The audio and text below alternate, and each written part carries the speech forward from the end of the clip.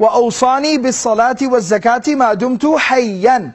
My Lord has firmly commanded me to pray and to give charity or to purify myself as long as I am alive. مَا دُمْتُ حَيًّا, as long as I remain alive. This is a statement of Isa alayhi salam. This is a very powerful reminder about our approach to prayer and how we approach prayer and how we perceive and think and how we implement prayer in our lives. You see, we're supposed to pray, it's saying, as long as I am alive. Till my last breath, I am committed to salah, to prayer. Now what does that exactly mean? It means no matter what comes up, prayer is something that I will hold on to till my last breath. I will concern myself with till death.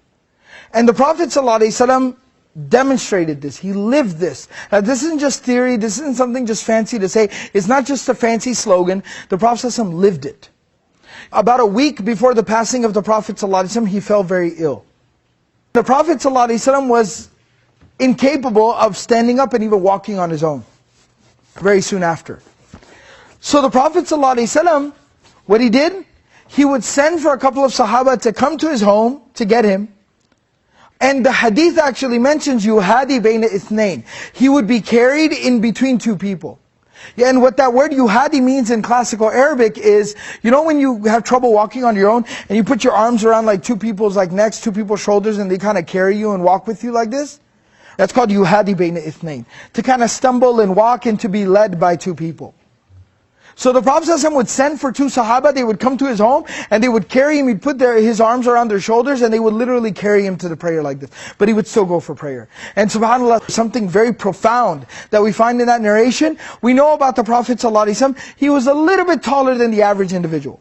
When he was standing in a group of people, he was just a little bit taller than everybody. He wasn't freakishly tall, he wasn't like 7 feet tall, but he was just a little bit taller than your average person. And so the hadith actually mentions that while they would be leading him, because he was a little bit taller than them, his feet would be dragging on the ground behind him. But he'd still go for prayer in this condition. Teaching us, prayer is something we do till our last breath. Umar ibn al-Khattab radiallahu anhu. Can anyone tell me how he passed away? He was stabbed while he was leading the prayer. The narration goes on to tell us that Umar radiallahu anhu has this big open wound. He had literally a hole in his stomach. And he's lying there and he's bleeding out and he's fading in and out of consciousness. And then while he's in that state and in that condition, he hears the call, the adhan for prayer. And he starts getting up. Everyone around him is like, oh, wait a second, where do you think you're going? He says, I have to go pray, the adhan. I have to go and pray, it's the adhan. And he said, you're dying. You have a hole in your stomach. What do you mean you're going to go pray? And he says that, I remember the Prophet ﷺ telling me that there's no deen for the one who doesn't pray. That the salah is like the head and the body. I have to go and pray.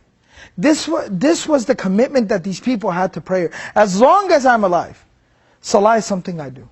That's the commitment, the connection that they had with prayer.